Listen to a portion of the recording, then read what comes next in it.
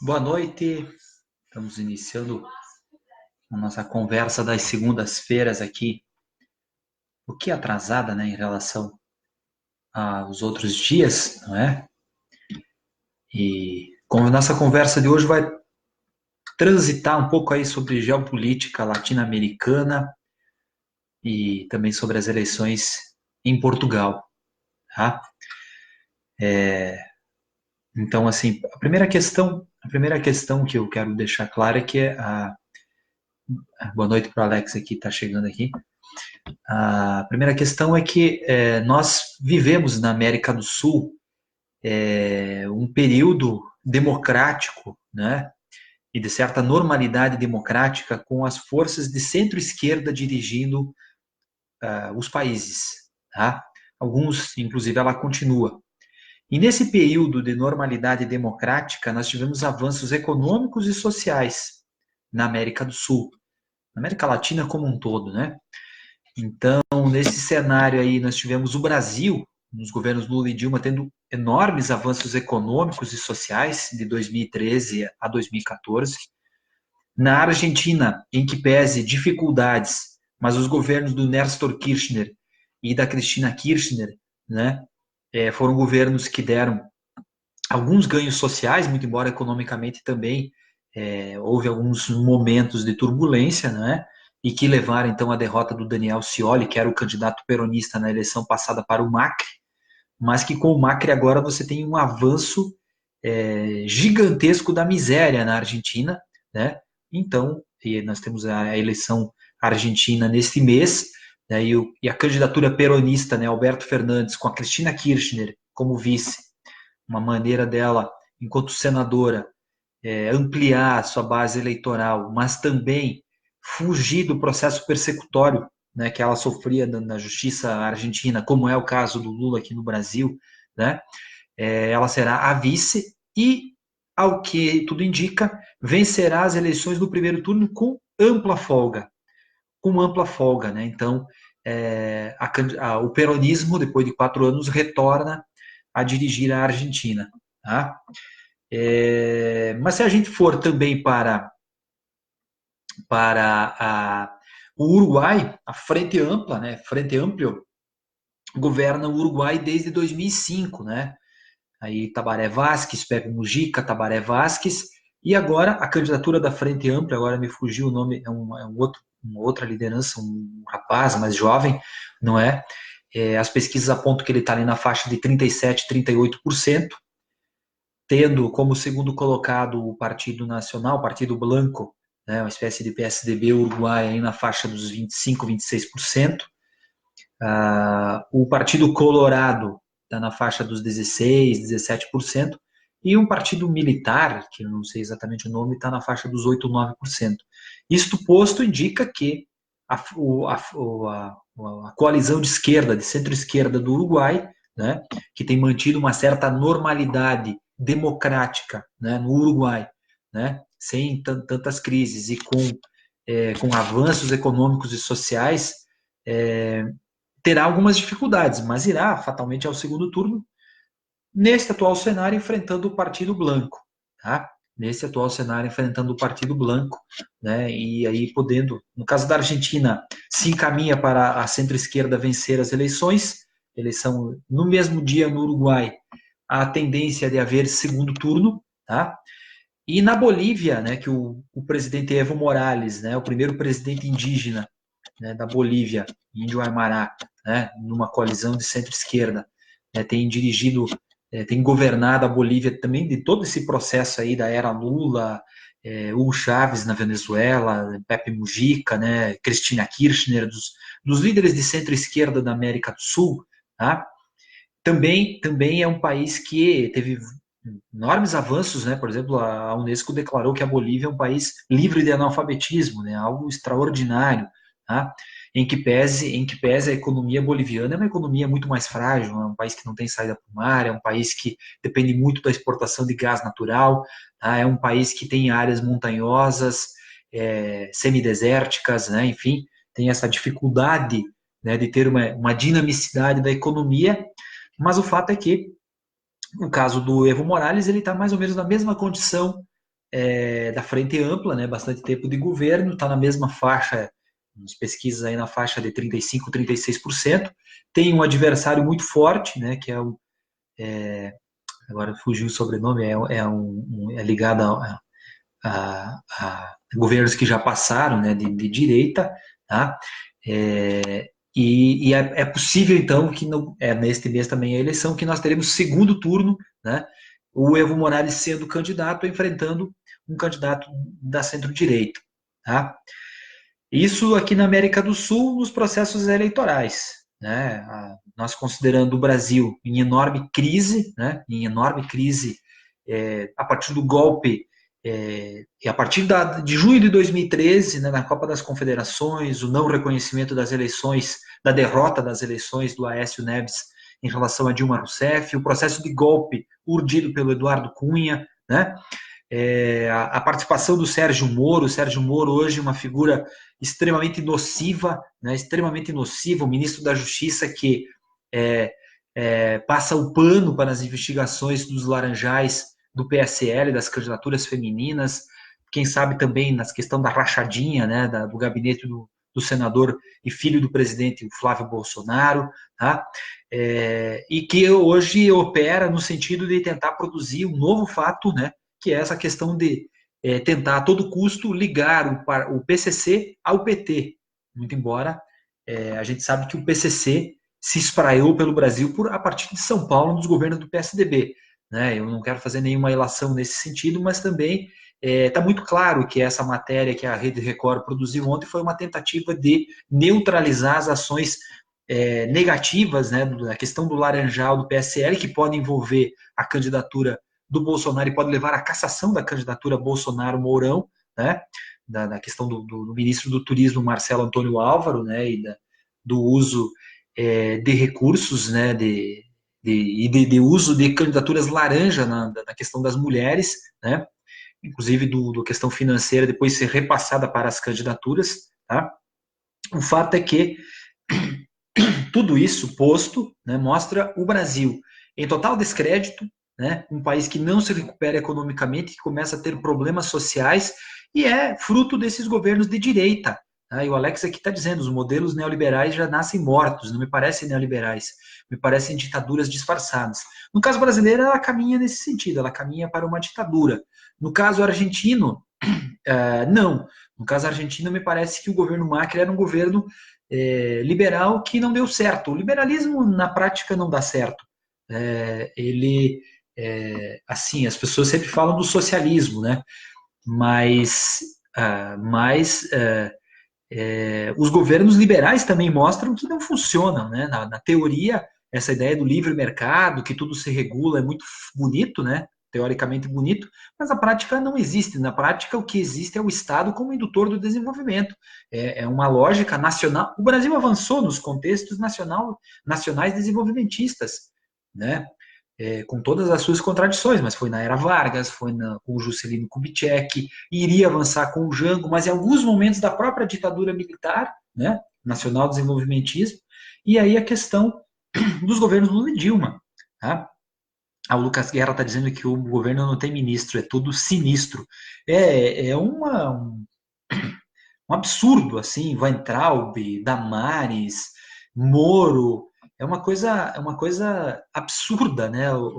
A constituição desse governo, né? A começar pelo presidente da República, que não tem as mínimas condições para ser militar, né? Ele foi expulso do exército, depois reformado, não tem as mínimas condições de ser um pai, né? Porque o cara que cria figuras como Carlos Bolsonaro e Eduardo Bolsonaro e o que parece um pouquinho mais equilibrado, Flávio Bolsonaro, que empregava metade da milícia do Rio de Janeiro, tá?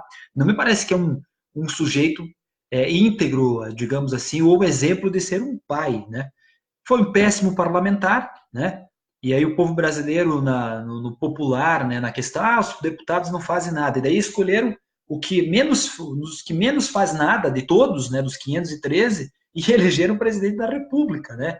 Nessa falcatrua, né, produzida na comunicação aí de Steve Bannon e companhia, mas que eu acredito que nós iremos derrotar e de maneira muito próxima, né? Como os argentinos estão fazendo com o Macri, né? Possivelmente nós teremos a vitória nesse mês do Alberto Fernandes.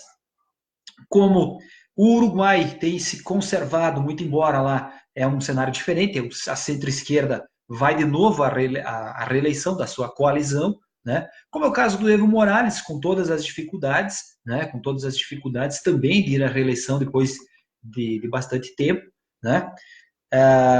E no caso dos outros países aqui, no caso o Chile, né, governado pela direita, mas que tem intercalado, então, ao intercalar, né, entre Michelle Bachelet, centro-esquerda, primeiro o Sebastián Piñera, depois a Michelle Bachelet, depois o Sebastián Piñera, né? Não, a Michelle Bachelet governou 2 vezes, né? Foi isso. Michelle Bachelet, Sebastián Piñera, Michelle Bachelet, Sebastián Piñera. Ele é um país que passa relativamente, tem uma estabilidade política, né? As instituições parece que funcionam de maneira mais adequada. Não é a mesma coisa no Peru. O Peru, em que a Lava Jato peruana prendeu o ex-vice-presidente e tentou prender o presidente Ollanta Humala, né, o ex-presidente Ollanta Humala, e que prendeu o presidente de direita, o PPK, no caso, né, que era o presidente, fez um acordo, na verdade, para não ser preso, na verdade, né, e renunciou, e o vice-presidente tentou invocar a dissolução do Congresso Nacional, né, o Peru passa por um problema de estabilidade política muito sério, né, que tem muito a ver com esse sistema de operação que provavelmente, como é o caso da Operação Lava Jato, é pensada nos Estados Unidos para desestabilizar governos e que o combate à corrupção é apenas um mote, né? O Intercept conseguiu estraçalhar com essa moral, pseudo-moral dos moralistas de Curitiba, né? Que não tem moral nenhuma, né? E está começando a ficar muito claro, né? Que os interesses deles nunca foram o bem nacional, nunca foi a questão nacional, a soberania nacional, muito pelo contrário. Tá? E muito menos o combate à corrupção, na verdade, eles montaram uma organização criminosa, né, para operar como Estado paralelo para cima do direito brasileiro, inclusive, né, atropelando questões fundamentais do Estado democrático de direito, como o Intercept revelou, eu já falei aqui. Tá?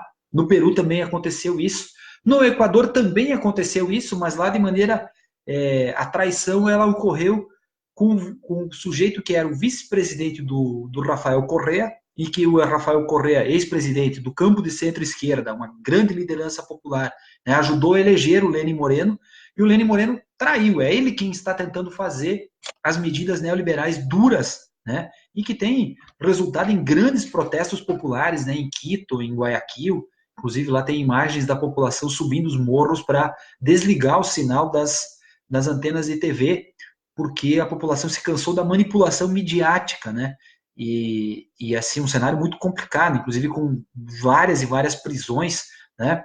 Obviamente as pessoas só ouvem falar da Venezuela, né? E do Maduro, e da ditadura do Maduro, muito embora eu reconheça que o chavismo tenha se perdido do ponto de vista da economia, mas eu não posso passar o pano para que a Venezuela está sofrendo um processo de embargo econômico, tá? Patrocinado pelos Estados Unidos, que bloquearam, inclusive, reservas cambiais da Venezuela. Tá? E eu também não posso achar que o Guaidó, que se auto-intitulou presidente, ele possa ser reconhecido por algum governo. Quem faz isso, que é o governo colombiano, que é o governo brasileiro, que é o governo dos Estados Unidos, está patrocinando um golpe de Estado. Tá? Então, o cenário latino-americano é um cenário extremamente complexo, um cenário político, a geopolítica atravessada, né? Que possivelmente tem a ver com a perda de hegemonia que os Estados Unidos passou a ter, né, no continente. E aí veio o golpe contra o Fernando Lugo lá atrás, né, a primeira experiência de golpe de Estado contra um governante de centro-esquerda. Depois com o Zelaya em Honduras, né, e Honduras hoje vive basicamente uma ditadura militar. E nós tivemos aqui a deposição da presidente Dilma. E se tentou com a Cristina Kirchner, se tentou a prisão do Rafael Correa, teve pedido de prisão expedido, e se tentou a deposição do governo Maduro, né, e está se tentando ainda, né, enfim. Mas o outro jeito de governar está sendo dito, está sendo mostrado. Né? O modelo neoliberal, né, que transformou o México numa extensão de narco-guerrilhas paramilitares, né, nos governos neoliberais, e de receber maquiladoras, né, as indústrias poluentes dos Estados Unidos, e aquele ditado, né? Pobre México, tão perto dos Estados, tão longe do céu e tão perto dos Estados Unidos, faz com que, faz com que a eleição do Manuel López Obrador, na eleição desse ano, um governante de centro-esquerda que é contra o neoliberalismo, que está criando campos de universidade para tudo que é canto do México, que não vai tomar medidas duras de reforma trabalhista, de reforma previdenciária, né, faz com que o México, possivelmente num horizonte muito próximo, retomará pelo meio, o protagonismo enquanto liderança política no espaço, no vácuo que o governo brasileiro perdeu a partir do golpe, né, que levou o Temer à presidência e que agora tem essa figura abjeta que é o Bolsonaro na presidência da República. Tá? O Brasil perde um bonde histórico. O golpe contra a presidente Dilma, né, é inacreditável o que se fez com esse país. Se destruiu com a engenharia nacional, se destruiu com empregos, com milhares, milhões de empregos, se destruiu com setores da indústria naval, com setores da indústria petroquímica. O Brasil perdeu soberania, continua perdendo soberania, né, com a questão da base de Alcântara, com a própria questão da Amazônia. Não é verdade que o Bolsonaro quer defender a Amazônia, ele quer predar a Amazônia. Tá? Quer predar a Amazônia com interesses principalmente do governo dos Estados Unidos. Tá? Por isso que quando ele fala grosso com a Noruega, ele fala grosso com a Suécia, ele fala grosso com a Alemanha, que são países que, não estou dizendo que são santificados, e eles também têm os seus interesses geopolíticos, não há dúvida nenhuma disso, mas eles ajudam, num acordo muito bem produzido, o Fundo Soberano da Amazônia, o Fundo da Amazônia, no caso, tá? Com recursos financeiros. Tá? Então, é um cenário muito duro, né? Mas aí vem um alento, né? A eleição parlamentar portuguesa, né, ontem, mostrou uma vitória estrondosa do campo da esquerda. O Partido Socialista, que dirige o país, né, na chamada geringonça, que é um acordo entre as forças de esquerda, tá, produziu 20 cadeiras a mais no parlamento e ficou muito próximo da maioria absoluta. Faltou 10 cadeiras para a maioria absoluta. Mas, somando com as 13 cadeiras mantidas pelo bloco de esquerda, já dá a maioria absoluta. O CDU, que é a junção do Partido Comunista Português com os Verdes, parece que não quer adentrar o governo. Mas há um outro partido menor, chamado PAN, que poderá fazer parte desta composição e produzir, então, além da maioria absoluta, mais uma margem, digamos aí, de parlamentares para reconduzir, né, o primeiro-ministro Antônio Costa, né, do Partido Socialista, que tem feito o inverso do que alguns países do mundo fazem. A questão de produzir um intenso austericídio, né, uma política econômica austera, tá? Muito pelo contrário, Portugal tem melhorado seus índices econômicos e sociais com a ideia de um Estado desenvolvimentista. Tá? E a derrota mais forte lá em Portugal é a derrota do candidato, do pessoal que botou o Bolsonaro no outdoor. Tá? Os extremistas de direita fizeram 0,3%, né, dos votos e não conseguiram nenhuma cadeira. Tem uma outra força extremista, um tal de Chega, que elegeu um parlamentar. Mas a força que usava o Bolsonaro no outdoor fez uma votação pífia. E o Bolsonaro tem se mostrado um péssimo cabo eleitoral. Lembra um pouco aquela voz que o Cid Moreira fazia do Mick Jagger na Copa do Mundo da África do Sul, né? Que zicava, né, as seleções para a qual ele torcia, né? O Cid Moreira falava Mick Jagger, né? Então lembra um pouco, né? O Bolsonaro, ele tentou produzir essa aliança com o Salvini lá na Itália, da Liga, né? E a Liga vai sair do governo, né? Uma nova composição lá entre o Cinque Stelle e o PD, né? O partido de centro-esquerda, com os populistas do Cinque Stelle, produzirão uma nova maioria parlamentar que tirarão o Salvini. O Netanyahu está complicadíssimo, né? A situação dele, né? Está entre cair e ser preso. O Trump tem um pedido de impeachment, né? Em curso. O Bolsonaro foi visitar o Macri e lascou com a eleição dele, né? Ele perdeu peso, né? Não só não subiu, como baixou no caso, né? Dos 32%, 33%, ficou ali, baixou um pouquinho ainda. E viu o candidato kirchnerista, né? O na verdade peronista, né, com a Cristina Kirchner de vice, avançar e para vencer no primeiro turno, possivelmente é o que tudo indica, né? Isto posto mostra, né? E eu já caminho mais para o finalmente, né, da nossa fala de hoje, tá? Que o Brasil, né, e isso passa pelas eleições municipais do ano que vem, né, a gente precisa pensar os grupos políticos, né, que estejam alinhados a um retorno de país, né, que estejam alinhados a um retorno de país enquanto política pública, nos modos do que foi feito, ou semelhante, ou talvez avançar, radicalizar alguns pressupostos do nacional desenvolvimentismo, tá? Daquilo que ocorreu entre 2003 e 2014. Tá? E para mim isso não está fora de Lula livre. Tá? Toda pauta nacional ela se molda por Lula livre. Né? Inclusive, de novo, semana passada, dando entrevista para o Russia Today, em espanhol, por coincidência, falei bastante aqui da América do Sul, países de maioria, onde a maioria fala a língua espanhola, né? À exceção das Guianas, que eu acabei não citando aqui.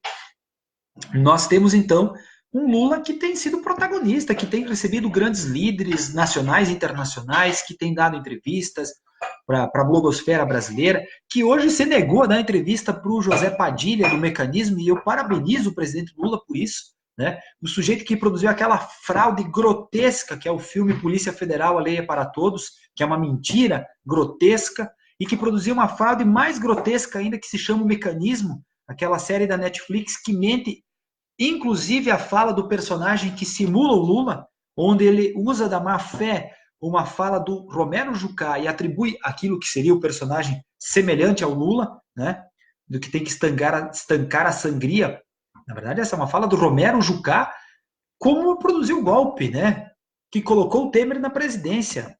Então, está muito correto o presidente Lula, né, em negar e dar a entrevista a esse sujeito que usou de sordidez para produzir uma peça publicitária para aquilo que está muito claro hoje, né? Agora ele está tentando se redimir para, em tese, mostrar o Glenn Greenwald, né, para bater no Sérgio Moro. Mas ele que faça isso sem precisar da entrevista do Lula, né? O Alex está perguntando onde podemos vir a mídia espanhola. Na verdade, a Russia Today ela é um canal russo, no caso, que tem transmissões em inglês, em árabe e em espanhol. Se você procurar no YouTube, tem RT em espanhol, né? E também na página do Facebook do Lula foi publicada. Eu compartilhei também acho que foi quinta-feira, se não me falha a memória, tá? Mas tem essa entrevista, tá, Alex? Meus caros, é isso, tá? Não posso deixar de falar do Rock in Rio, né, também. Rock in Rio mostrando que a moçada perdeu a paciência com o Bolsonaro, né? Muitas críticas políticas, né, nos shows internacionais, inclusive, né? O rapaz lá que é indígena, né? Tem descendência indígena, né? Do Black Eyed Peas, falando da questão do extermínio dos povos indígenas na América, né, no continente americano como um todo.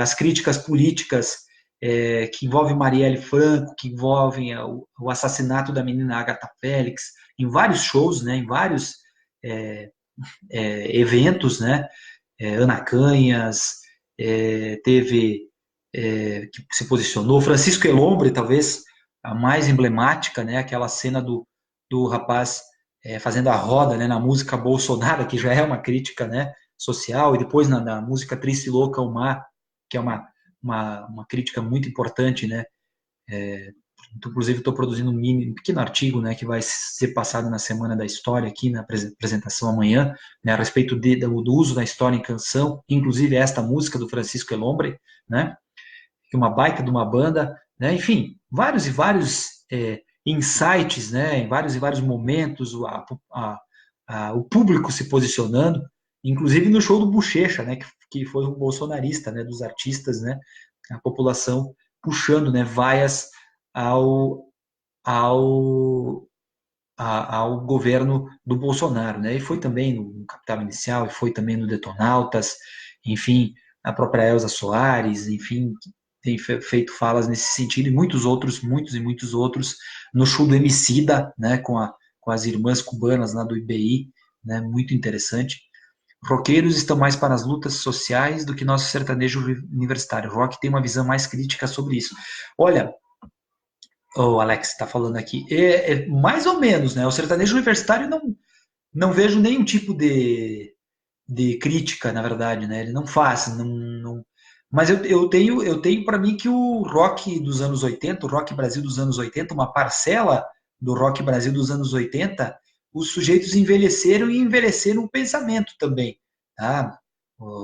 Basta ver o Roger do Traje a Rigor, basta ver o Lobão, né? Basta ver o próprio RPM, basta ver o próprio Capital Inicial, que ficou passando pano para o Sérgio Moro, muito embora tenha uma visão um pouquinho mais progressista, mas eu acho que é, eu hoje vejo outros artistas que têm uma visão política, que são outros segmentos que envolvem uma mescla, né, que não é exatamente uma miscelânea, né, musical, que não necessariamente é apenas o rock, né, eu vejo nesse sentido, além do Francisco Elombre, Baiana System, Mombojó, Letrux, Johnny Hooker, a própria Ana Canhas, né, enfim, Bia Ferreira, tantos e tantos artistas, Baia, enfim, Cusco Baio, que é do Rio Grande do Sul, esse até tem alguns, até dá para aproximar mais do rock, Francisco Elombre também, a própria Ana Canhas, mas eu digo que misturam, né, misturam outros segmentos musicais, do samba reggae,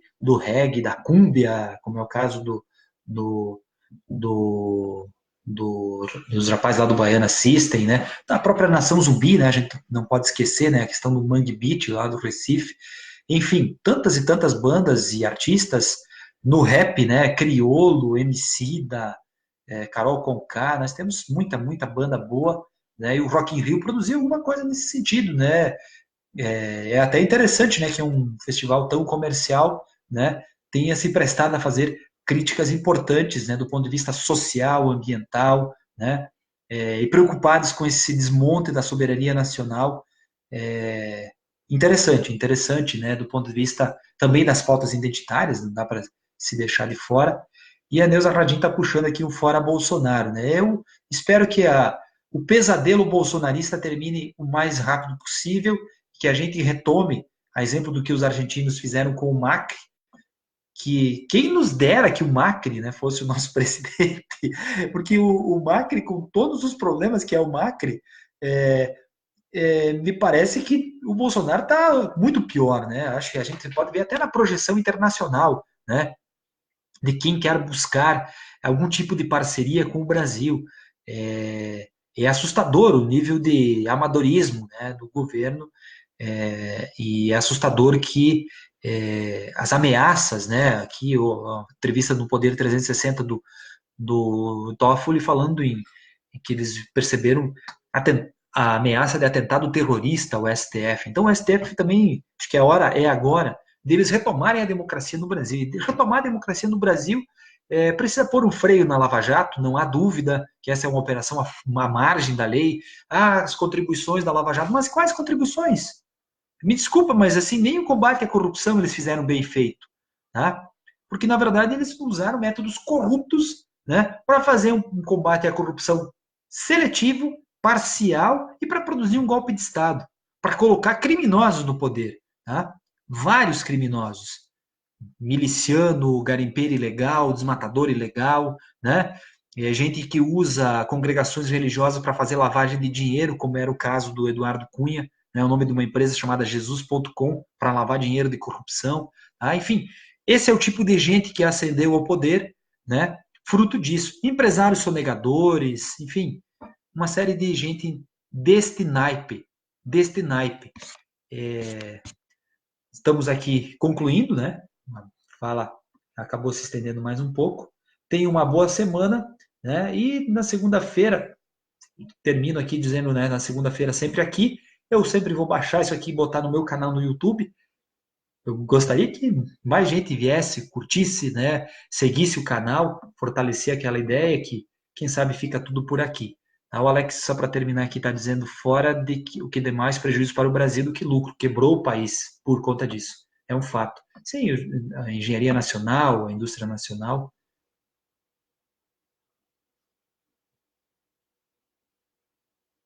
A engenharia nacional, deu um pique aqui, né? Eu estava lendo o comentário do Alex, estava dizendo que a Lava Jato ajudou a destruir a engenharia nacional, a, a indústria petroquímica, a indústria naval, né? O Brasil hoje importando estaleiros. E a Neuza dizendo, certo, o Lula. Exatamente. E Lula livre, né? Lula livre e uma boa semana a todos.